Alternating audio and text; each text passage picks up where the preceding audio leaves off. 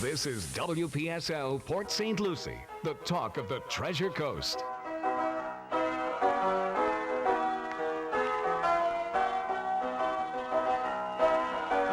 Welcome to Ask the Rabbi, right here on WPSL Port St. Lucie, the talk of the Treasure Coast.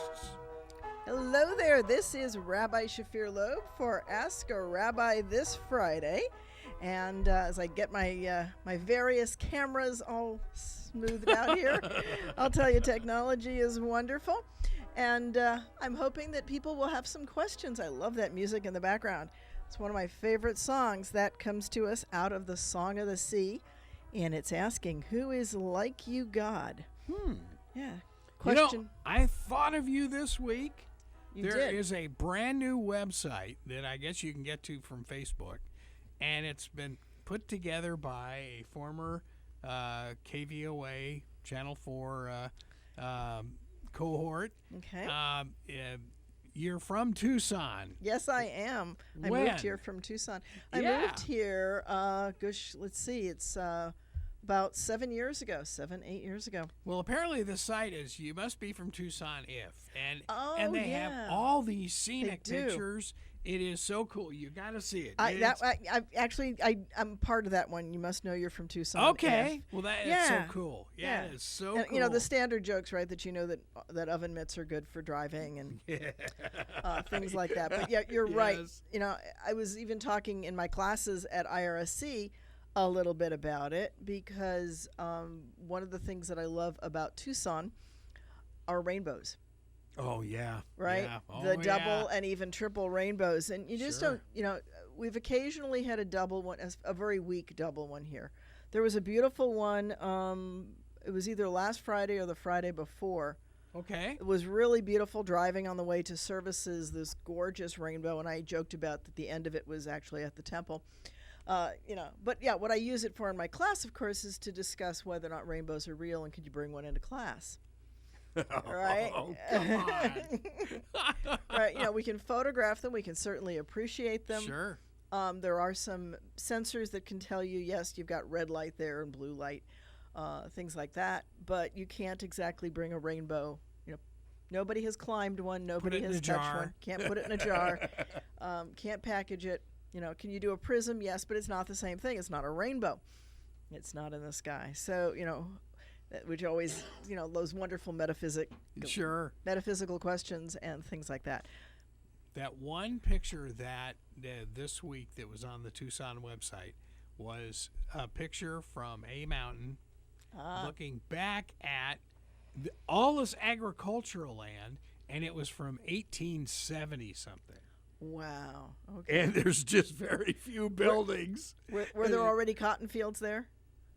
There are fields of something. Something. Different kinds of things. You got to take a look at it. It's very cool. I will have to take a look at that. We've actually got some folks on from Tucson who are on with me here on Facebook. And we often have people from Tucson, by the way. One of the things that I love about Tucson is right now, the saguaro are in bloom. Oh, yeah. I love that. Yeah, we had 10 saguaro in our front yard. And here's a funny story for folks. When we first moved out there, we moved out there from Ohio, and my husband was still in Ohio. He was still working at Goodyear full-time. And it was in the time of the bubble, the real estate bubble. It was the thing. It was still just the beginning of the climb. Hadn't quite gotten there yet. And, you know, he had said to me, well, you know, pick out a couple of houses that you like, and then I'll come out and I'll look at them, and, you know, we'll pick one and blah, blah, blah. And I said, no, you don't understand. We'll drive up to a house, we'll look at it, and in the parking lot, we will make out the offer if we like the house. And he says, well, I can't come out unless you've got houses picked out. I said, in that case, you know, we're going to live with me picking a house. And he begrudgingly agreed to that. And we did that. I lived in Richland Heights, and you know, pulled into it was a circular driveway. I love circular driveways. Yeah. And in Tucson, you can do those much more easily. Well, it was a decent piece of land too, and there were 10 saguaro in the front yard. Great. Yeah, my neighbor had a giant eucalyptus that we learned to really hate, but that's another story. They're a beautiful tree, but they're called the widowmaker for a reason. But there are these 10 saguaro that were significantly taller than the two of us standing on each other's shoulders would have been. And so I was telling him about the house. You know, it has this big living room, dining room area. It's a great room, and you know, it's got bedrooms and this and that. I didn't bother to mention the pool in the backyard because he didn't want a pool for maintenance reasons. And but you can't find a house in Tucson. I was going to say without a every pool. place has a pool there. And I actually tried, and there just weren't any decent houses that didn't have a pool. And so he said to me, you know, are there any trees on the property? Well, you know, there were a couple pomegranate trees, and there were a couple of citrus trees, and there were these 10 saguaros. So he said to him, saguaros are trees? Right, depends on what your definition of tree is. Sure. And, you know, over time we actually, well, I loved them almost immediately, but he actually came to really love them too. And in fact, we went, the folks that rescue the baby saguaro from housing developments and things like that, and we got one that was probably about 4 or 5 feet high and put it in our backyard. So, yeah. And I've got a saguaro in my backyard right now. Ooh. So it's not, it's planted in a pot. It's about yay there big. You go. Yeah. Okay. I love it. Yeah. So. There's nothing like them. I remember, gosh, this must have been 72, when the Fifth Dimension came to the University of Arizona. It just so happens that I did a feature with a balloonist who took off over the mountains by Old Tucson, west of town, and we did a sunrise shot. And he did get up over. And he did get over. Okay. And it was during the blooming time of the saguaros. Oh my God. That had to have been gorgeous. Sunrise. Yeah. Oh, it was so beautiful. Yeah. It For was so anybody who visits Tucson, you need to go out to Star Pass. Yes. Yeah. And take that drive out to Old Tucson. Even if you don't go to Old Tucson, I'm sure they want you to come. But take that drive, and it's gorgeous. Or go out to the museum out there. Yeah. The Desert Museum. You bet. That's an amazing place as well. And I wish we had some of the things that I really miss. I know we've got some botanical gardens here, but Tohono Chul and the Tucson Botanical Gardens, they are just so spectacularly gorgeous that I wish we could magnify what we had here. They've been around. They've been around a long time. They've been around for a long time. Yeah. They've got lots of support, and we're newer, right? Mm-hmm. The Treasure Coast is newer than Tucson. Tucson's been around since the folks started moving west. Fort Huachuca's been out there since dirt, and the old Pueblo. The old Pueblo. And the only time that Tucson's population ever went down was the first year the railroad came in. Boy, I didn't know that. Yeah. One. Huh. Yeah, that's interesting. It's always climbed, but the first year that the train came in, it was apparently Really? easy enough to leave. In the summertime. In the summertime, that people actually left the city. So although there's no comparison in the summertime with the Tucson weather and Phoenix. Oh gosh, Phoenix is always 10 degrees warmer. Yes, and I tell people that, and they look at me and they go like, "Well, is it further north?" No, it's an altitude thing. It's a variety of things. But yeah, Tucson's always much cooler. High desert. I have to tell you, I can remember driving out of Phoenix more than one occasion and just watching the thermometer in the car just scoot on down. Sure. And it's markable, 10 to 15 degrees. You can actually see the thermometer going down. And obviously I miss some parts of that, and I obviously miss some folks. I love that town. Tucson's a cool place. So's the Treasure Coast, though. It's also a really cool place. A lot younger. Right? Not as much history here, but there is some interesting history. And I invite people to actually go and check some of that out. There's a wonderful museum behind the aquarium that you can walk through and see some of the history of this area. There's a number of archaeological digs of things like the Indians and things like that a lot of people don't even realize. I mentioned that in the class the other day. I said, did you realize that there were native Indians that lived in this area? Oh, you bet. And people go, well, you mean the Seminoles? And it's like, no, there's more than the Seminoles that are here, that belong here. And we owe it to ourselves to understand some of what's happened here. These are folks that have just vanished off the face of the earth, and we don't always know the reasons. Some of that, I'm sure, is disease. Some of that's probably hurricanes and things like that. And some of it, the disease part certainly comes from those wonderful Europeans coming into the area and bringing all kinds of little bugs with them. So, we've got an interesting history. And hi, Sharon from Tucson. Sharon says, good morning from Tucson, 2,500 feet and high desert. Yes, yes. So, and we've got a couple other folks from Tucson on as well. Scott was on, and lots of the folks that I still stay in touch with that were there. And yeah. So, people accuse me of still being in love with Tucson, and I think that no matter where you go, you stay in love with Tucson. It's just it's in you. We left there in 1974, but it seems like yesterday. Yeah, there's something about that town that always reels you back in. Well, and I'm going to be actually heading out to Phoenix in the end of July. I will miss a radio show, although we'll do a repeat that 1 week. But I'm picking up my PhD. I'm walking to get my PhD. Very cool. So that'll be at North Central's graduation at one of the resorts in Phoenix. So in July. You'll be able to scoot down to Tucson while you're at it? The temptation's really strong, right? Because it's a 2-hour ride. It's a little bit of a schlep, but renting a car and going down seems like it might be in the offing. The two things that I'm thinking I might want to do that and one more look at the Grand Canyon because... Oh. Yeah. Well, that's... You're just too close. Yeah. So I might take a couple days and do those two things and then come on back and go, yep. And it is what it is. So, but I also love it here. It's funny when Bill drove out the first time with me, which was to bring the motorhome out. I drove Tucson to Port St. Lucie 3 times. Once with my car, having had a blowout just 80 miles outside of Tucson. Oh, no. A high-speed blowout on Highway 10. Oh, boy. It was wonderful. And then we drove back out. I flew back to Tucson. We drove out with the motorhome and the hounds, the dogs that we had at the time, and whatever furniture came with that and all of that. That was the furniture move, basically. And then he went back to Tucson and finished getting the house ready for sale and all of that. And then I drove back out and drove with him in his car.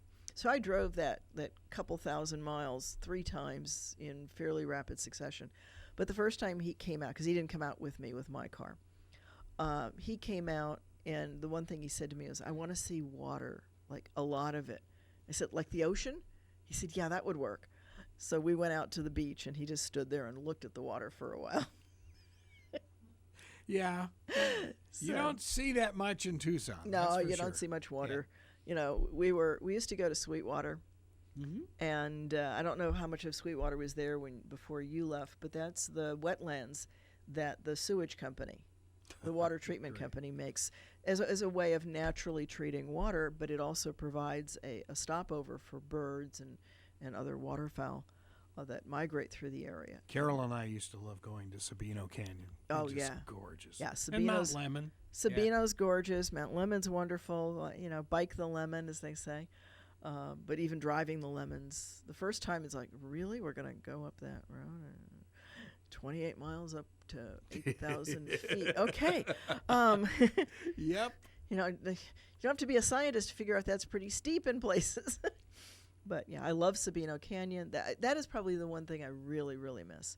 Sabino Canyon and Mount Lemon, and hiking the Mountain Star Pass, because we've got clouds, and that's what some of my fellow Tucsonans said to me. When you go to Florida, when you miss the mountains, look at the clouds, and they're right.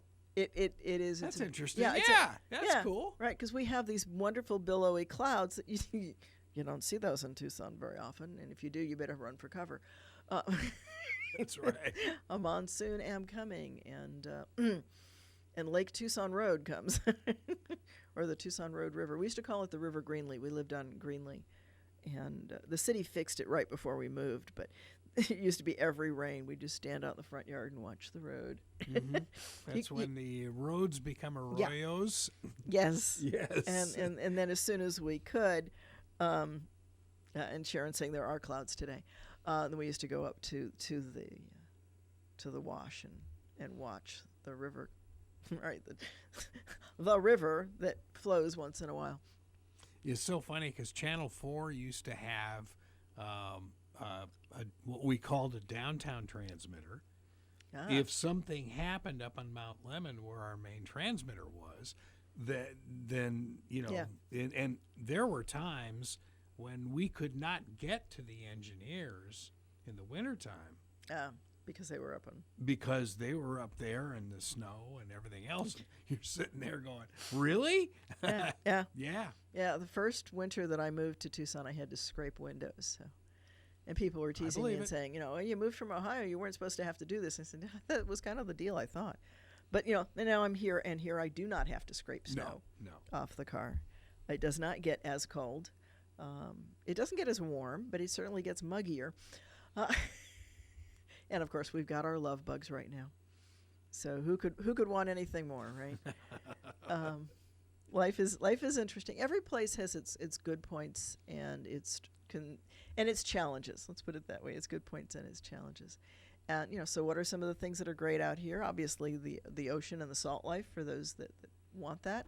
I think it's pretty cool that we've got the top state college, right? Number one in the U.S. Number one in the U.S. for a state college. I think that's pretty awesome. Hands off to the crew that helped make that happen, and I guess I'm part of that. I'm not boasting. I'm not really a significant part of it. I'm simply one of the professors. Well, hey. But, but I take it very seriously. I take it very seriously. Yeah. I take my students very seriously. You said goodbye to a few of them this week, huh? Last week, and I said hello to a whole bunch of them on Wednesday. Oh, that's right. First summer session. Yeah, summer session has started. We're in the first week, and everybody's going like, how many papers does she want? I took this as an elective. It was supposed to be an easy A. Oh, well, it's 3 credits, folks. You get to do 3 credits worth of work. Yeah. Yeah, I mentioned that in the syllabus. 3 credits equals 9 hours per week on a normal semester. Summer, you flip it and double it. Better expect to spend 18 hours. That includes the hours in class. But that's what it is. That's what a 3-credit hour is all about. So I love the kids who say, oh, it's too much work for a summer course. It's like, no, that's why you don't take 5 courses in summer.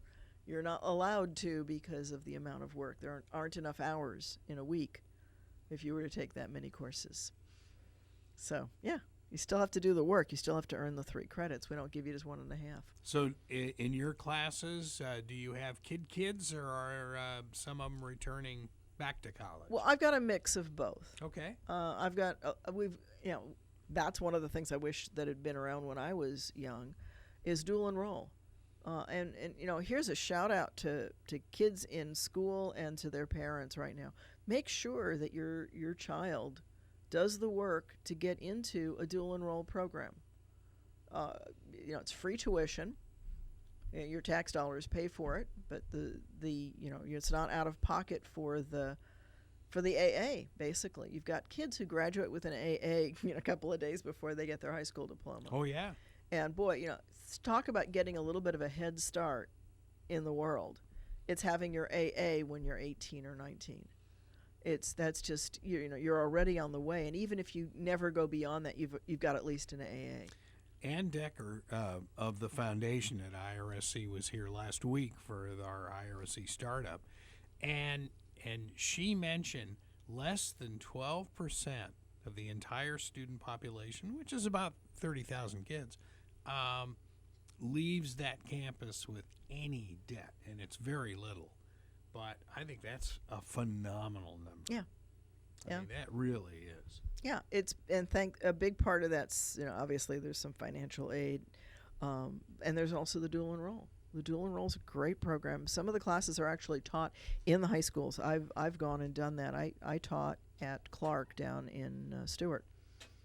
Taught some Clark of the classes Learning Center, you in bet. the Clark Learning Center, And I mean, it's at night that reverts to a college, and a lot of the classrooms are used for college. But during the day, the high school students come in, and it's an exclusive dual enroll class. So they take it right during their regular schedule. It slides right in. You know, they don't even have to leave their school to do it. And I know that there's other schools like that in the near the other campuses. So those are all. It's amazing what kids can have and take advantage of today.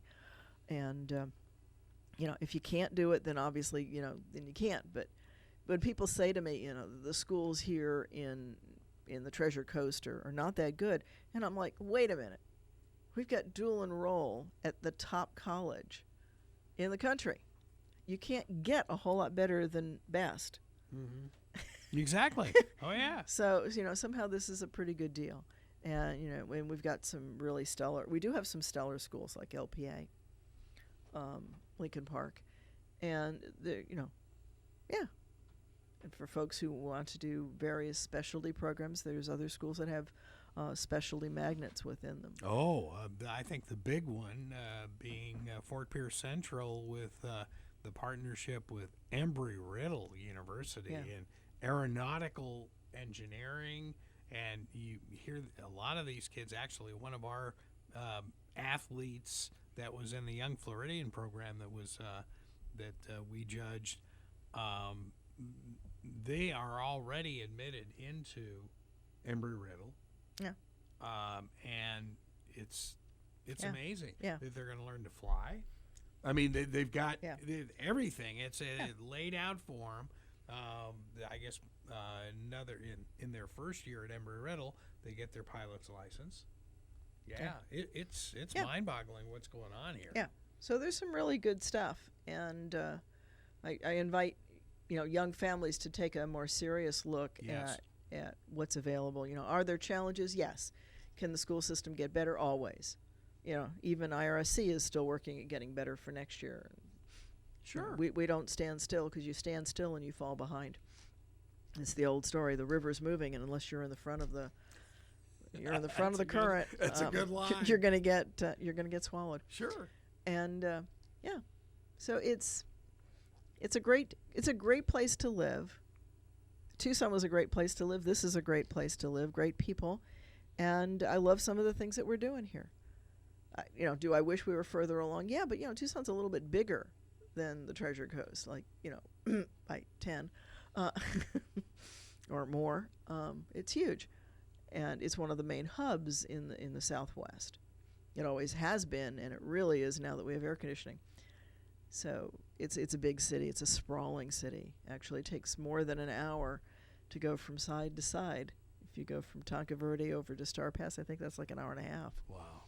Yeah, and city and houses and commercial areas all through it. So I wish we had a little bit more of the mix of the housing and the commercial here in the Treasure Coast. But again, every place has its own flavor. So you work with it, and you make it what you want it to be, because it can be. And they have a downtown. And they have a downtown. They have a downtown. Maybe someday we'll have a downtown area. We'll figure out where it's going to be. However it's going to work. So let me flip over and just mention real quickly on this half hour that obviously we've got Friday night services tonight at 7:30, and anybody is welcome to join us for that. And tomorrow morning we have Stolen Moments at 9:30, and our regular Shabbat services at 10:30. Please do join us, and there's supposed to be a treat. We'll make sure that we'll make sure. Hopefully it'll happen. But one of our B'nai Mitzvah is reading from Torah. So they come back after they finish their Bar Mitzvah training, and once in a while they treat us to hearing them read again from Torah. And it's not his Bar Mitzvah portion. It's a different one. So he's been studying it. So we should hear that tomorrow. Kind of a cool thing. And then we're starting something new on Monday. We're doing a Jewish meditation group. So, and you don't have to be Jewish to come to that, but we're going to be doing Jewish meditation, which is Jewish chanting and that kind of thing. And that's Mondays at 1:00. Okay. And anybody's welcome to that as well. and that's at our university, 540 Northwest University, Suite 102. Please join us there. Just pass on lunch and then do the meditation. Well, that sounds great. Or have a light early lunch. My class is over at 12:30. That's my plan. Grab a quick bite and then be into the meditation. Don't eat anything too heavy. It's a lot easier to meditate if you're not super full. It's not the time to go have 7 hamburgers. Or a full pizza. Or not a full pizza, please. Oh gosh, I can't even begin to imagine that many carbs. But this week's Torah portion is kind of interesting. This is the one that we're in Leviticus, and we're in the middle of Torah, the first 5 books, the middle of the middle, and it says in that place, "You shall love your neighbor as you love yourself." I've heard that somewhere. You've heard that somewhere, yeah. I think a couple of people have quoted it. Not recently. Not recently. Well, I don't know. We say it every we actually say it every Friday. We say it as a way of going into service. Twofold. One, to remember that what it's also saying is that you can't love somebody more than you love yourself. You have to be willing to accept yourself with all of your blemishes and all of your warts and all of that stuff, and still see that you have something worthwhile to give to the world. And when you can do that, then you can also see that in others. And so a lot of the people who have trouble getting along with others don't like themselves, and need to do some mirror work, and talk to the person in the mirror and forgive them for the mistakes that they've made. So yeah, and then obviously the other part of the instruction is to remember that we're not alone. We're not alone in the world. We can't function as a solo. You can't go to the top of Mount Lemon and never touch anybody else again. You still need food. You still need shelter. Can a couple of hermits do it? Yeah, kind of, sort of, but it's not a sustainable way for humans to live. It's interesting you say about loving yourself. They've been playing back some of the concepts of this synagogue shooter in San Diego, and in Poway, which is ironically, the synagogue is just basically a few blocks from where Carol and I used to live in San Diego area. It wasn't there then. No, it wasn't. No, it was not there then. But boy, I'll tell you, it just, that guy just really disliked himself too. Yeah. I remember Poway. Poway is where I lived when Kennedy was shot. Whoa. Really? Yeah. Wow. I was in the school there.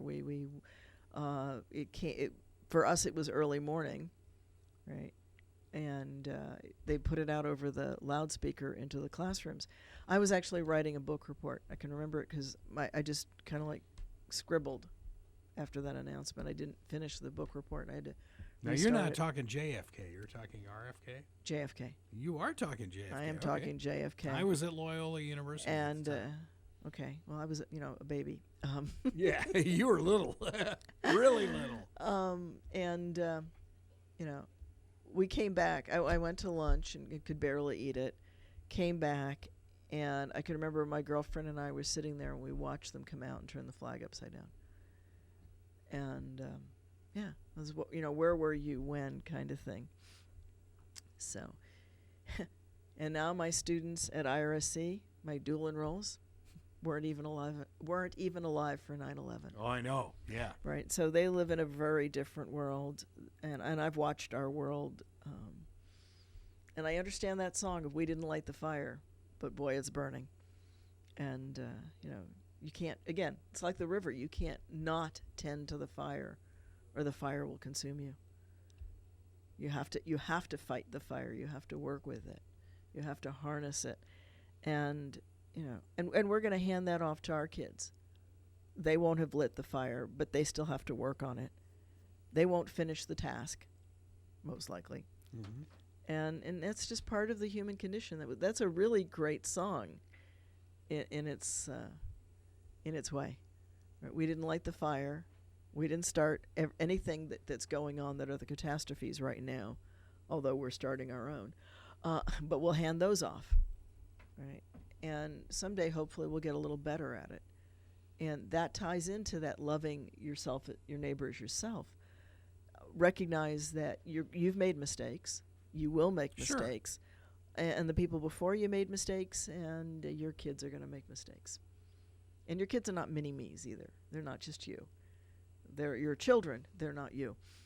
And, yeah. So, and Sharon just wrote study hall because she's remembering where she was. So there, that's always one of the fun games, right? Where were you when X happened? Because different things. I can remember walking into Goodyear when the Challenger blew up, right? And I remember passing the guard gate, and the guy saying, and I said to him, "Hi, how are you?" And he said, "Not good. The shuttle blew up," and I thought he was joking, right? As I'm sure most people did who got the news that kind of way, only to find out no, it wasn't.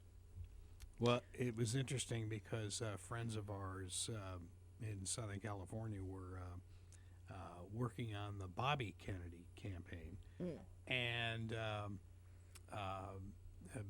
Ben Martinez had asked me, "Do you want to fly with Bobby Kennedy down from Seattle and do the whole thing down to Los Angeles?"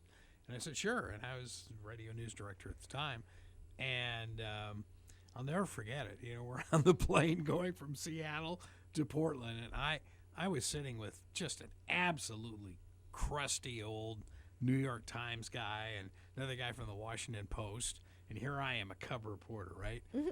Get this tap on my shoulder, and I look up, and he says, "Hi, I'm Bobby.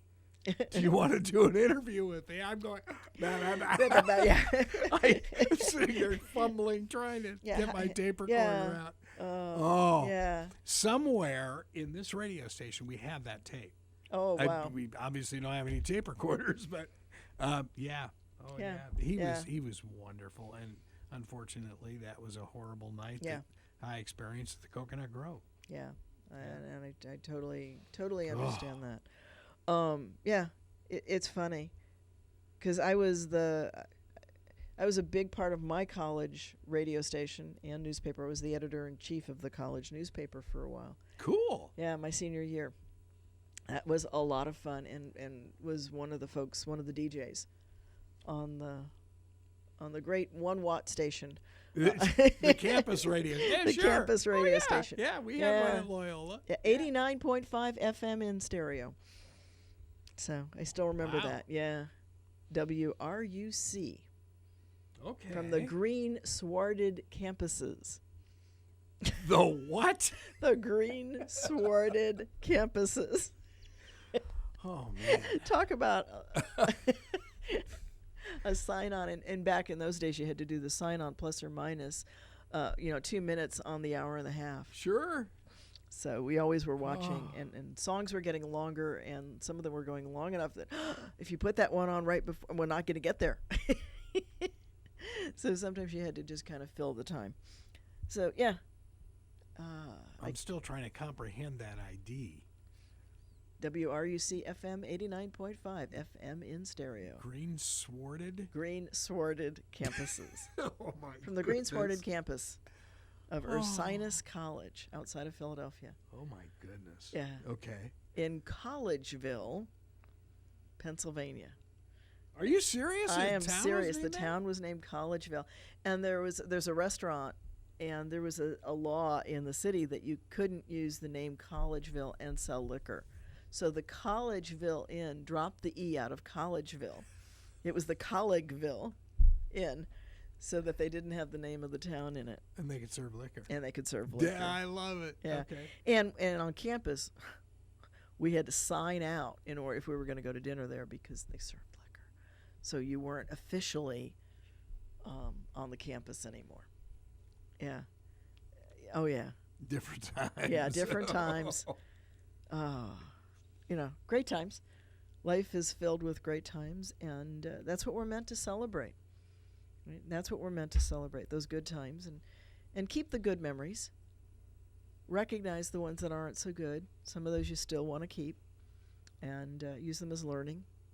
Use them as character building. So we are an amalgam of good, bad, ugly, pretty. Right? And that's what makes true. it. That's what makes it so wonderful. When they made the incense for the temple, there were some stinky things in the incense, intentionally, because it made the incense more powerful. So, that goes along with that love yourself or love your neighbor as yourself, that sometimes it takes the pungent to make the sweet sweet. That's And interesting. yeah, right. I never liked incense. And as an altar boy when I was in grade school, I really had a problem with it. And our priests at our school loved it. And I'll never forget, I was serving a funeral mass once, and I went out. You went out? I just blacked out. It was not good. You and incense really had this thing, huh? Oh, yeah. Whatever the pungent was got me. And maybe that's, it's hard to say. Right, so yeah, it's a shame that Stuart's not sitting with me today, because I would have had some fun with the Torah portion, because it talks in there about how you're not supposed to have special rules for those that are mighty and rich. Oh, brother. Yeah. Does that hit home? So I was listening to the show on the way in, right, when he's talking about, and of course we've got the executive privilege in the news right now and all of that, right? So Scripture says in the book of Leviticus, one set of rules. You don't do anything, you don't burden those that don't have, and you don't lift up or make better those that have. And that's how you are righteous in judgment. Ooh, yeah. Imagine that, wanting to treat people like people. Novel concept. Yeah, isn't that a novel concept? Yeah, only a few thousand years old. Yeah. Wow. And we know that it's been that way for at least 2,000 years, because the Dead Sea Scrolls has the same text. Right. So aside from what everybody says about it, we actually have, documentation, that nice old manuscripts that match, mostly match. And there's very, very minor scribal errors in difference. But, think about that. For the ancients, a couple of 3,000 years ago, whatever, to have had the presence of mind to think those things through. Mm-hmm. Right, that tells you something about human beings. That, these are not radical new ideas. These are the things that make society work. These are the things that keep peoples together. These are the things that we need to do. We need to treat people like human beings. What a radical thought. Because the temptation is to want to other people.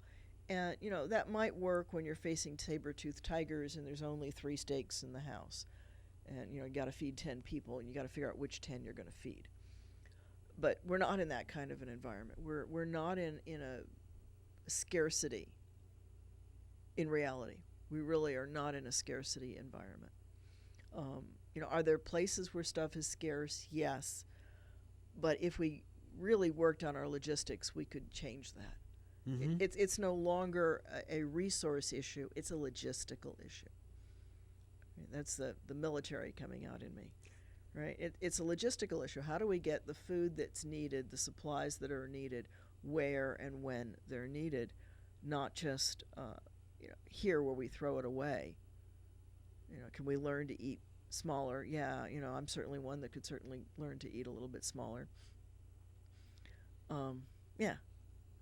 How do the ancients look at, like, massive starving nations like we have in some cases in Africa and stuff like that?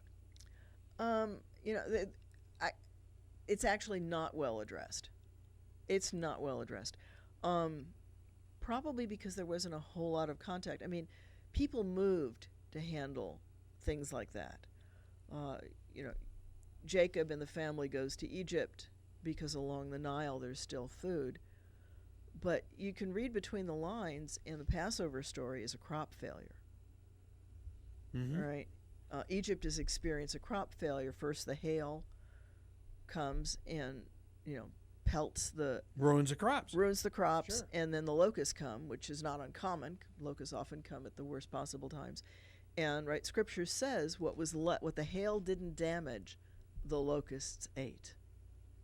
So, read between the lines. That's a crop failure. That's the story of a crop failure. And that's probably part of the animosity between the Semitic tribes that were in Egypt, and the Egyptians that were there. Because in Goshen, where the Israelites were living, they did not have a crop failure. They did not have the hail. They did not have the locusts. They didn't have many of the plagues. And as, when ancient people look at things like that, not just ancient people, right? When people look at somebody who doesn't have the problems, they figure, oh, you caused us to have them, right? So there's that kind of blame. And there's also expressed in Pharaoh, the Torah puts in Pharaoh's mouth a fear that the Israelites will act as a fifth column. And if somebody comes in to challenge them, that it's that old anti-Semitic trope. That's not new. That's not new. And that, again, is because the features of the Semitic tribes is different from the features of the Egyptians living in Egypt. Right? And we can see that today if you look at the mummies. Right? There is a time where there's a Semitic a pharaoh. One of the dynasties is Semitic. And you can see the change in the features in the mummies. Right? And they can tell when there are Semitic people buried alongside the pharaohs and things like that. So there's a lot of science today to look in on what was going on in Egypt at that time and other times. And there's pieces in Torah that I absolutely love that speak to some really interesting things. I like to tell people that Torah is true, and some of it even happened. An example of that is the story of Joseph becoming the vizier of Egypt. At the time when Torah is written down, it describes a ritual for naming a vizier that was not common at the time, that's older. And that's the necklaces. And for a long time, people thought that Torah had invented that until they found some mummies, until they found some archaeology, where viziers had necklaces that had been placed on them. Right, and so here's an interesting piece. You've got this really old story that's been carried and put into the scriptures, and it includes this little tidbit that doesn't fit right then, but because it's part of the story, because it's always been part of telling the story of Joseph, it's in there. And Torah is filled with those kinds of things, as are everybody else's sacred stories. There's little bits and pieces that tell you how old a story is, or, that point to its validity, that it comes along with these pieces because the story has been told and told and told. And even if people don't understand part of it, they still tell it because it's part of the story. And so it's one of the things that I tell my B'nai Mitzvah. That's one of the reasons we do all of the Torah section. It's why we study all of it, because even if it doesn't make sense to us now, someday science or archaeology will help us understand it better. And then it'll make more sense. But it needs to be carried with its pieces so we know when and where things happened by what's mentioned, because we're going to uncover some more of the story as we go further in. Right? And so we've got, as I said, this wonderful Torah portion that's talking about, being fair in judgment. And now I'm going to really play devil's advocate. If you have to tell the people to do that, what are people doing? Right? They're not doing that. Yes. Right? Because you don't have to tell somebody to be fair if they're being fair. Right? You do not have to tell water to boil at 212 degrees. It knows to do that. You don't have to issue a law. And so,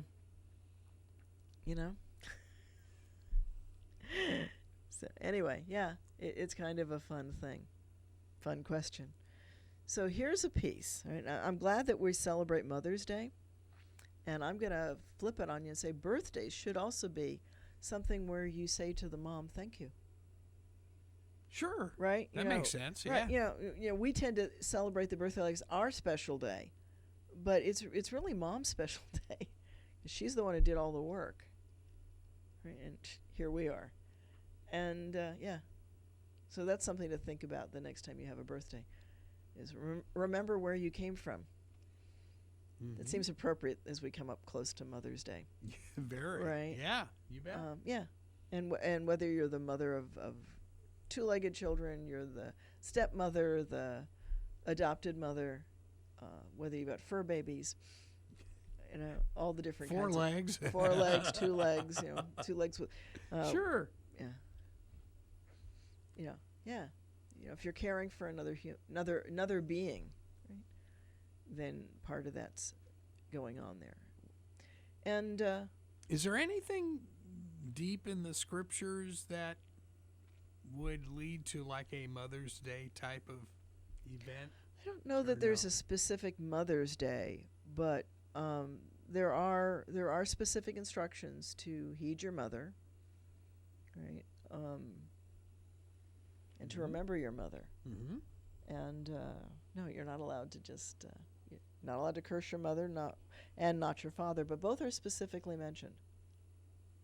So that tells you that there's a difference, but intended to be a kind of an equality. And I say kind of, all are created by God. God created male and female in God's image, is what the text specifically says. Male and female, God created in God's image. Again, however that's meant to be understood, and we could have an entire time on that. I was going to say, that could be, yeah. And that might be a good one for next week. That could take 10 hours. It could take many hours. What does it mean to be in God's image? And some people say that simply means that we are exactly what God intended, and I think that's probably true. It might not be the only meaning of that, but I think that's true. And the Jewish concept is that we are shutzafim. We work with God. We're partners. Right? We co-create the world, and so that brings up one of the other points, right? One of the tremendous Jewish things, because a lot of times people say to me, "How can God let things like the shootings and all of that stuff happen?" And the answer is that God has given us that responsibility, that part of taking care of each other. God has restricted God's self. We have a word for that in Judaism called tzimtzum. God confines God's self in order to give us free will. Because, if God intervenes, then you don't have free will. That makes sense. Yeah, so you've got to have the ability to, it doesn't mean that God's plan's not going to work. It's like a chess player. God knows how to move the things around the court, around you, but you still have freedom. Right, you can decide whether to go right, left, or how you're going to face the dangers, the challenges, the benefits around you. How are you going to use that? Are you going to share your resources? Are you going to help build up everybody? Are you going to fight the fire? Or are you going to let the wash take you away?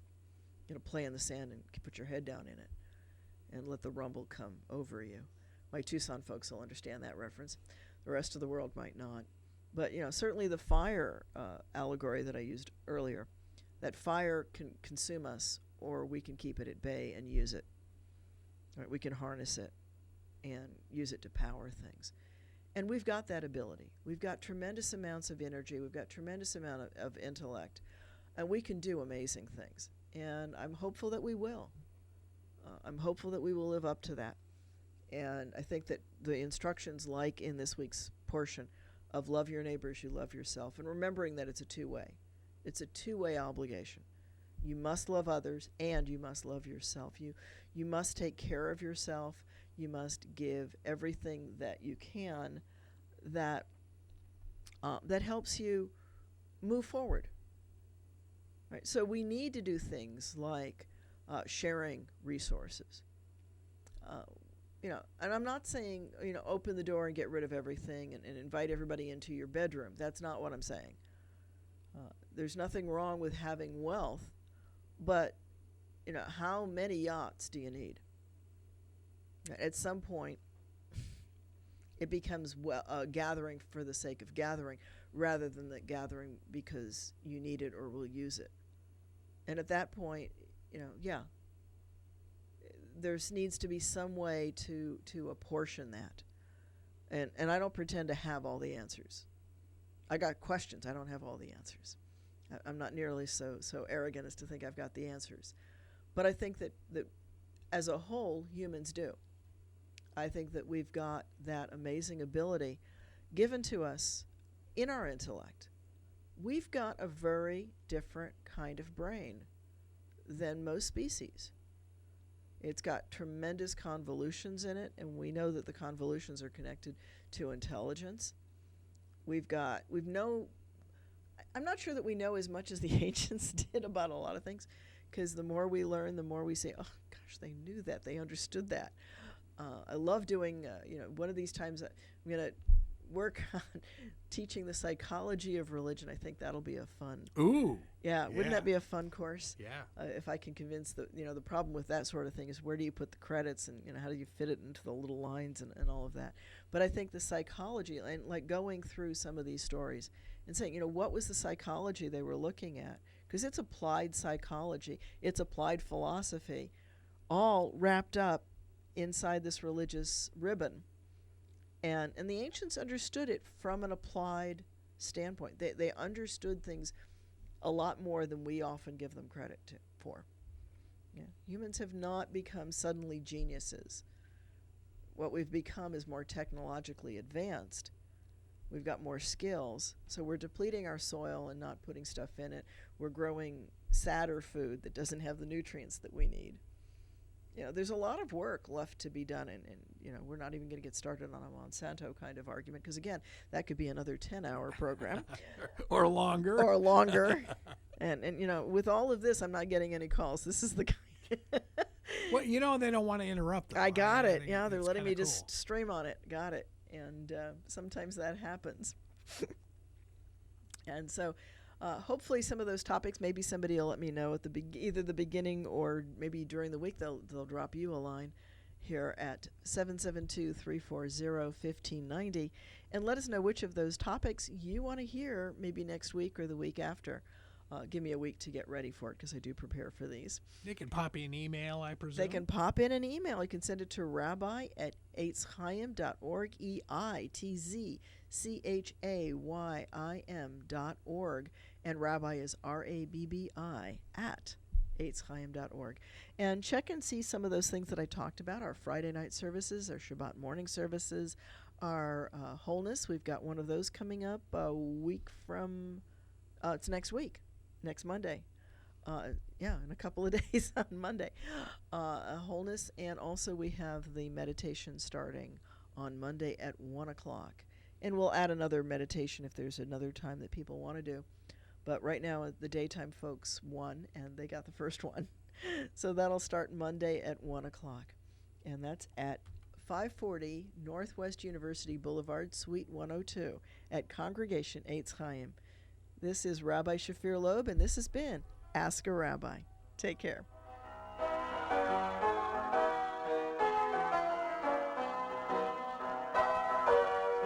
You've been listening to Ask a Rabbi right here on WPSL Port St. Lucie, WPSL Worldwide on Alexa and Google Home.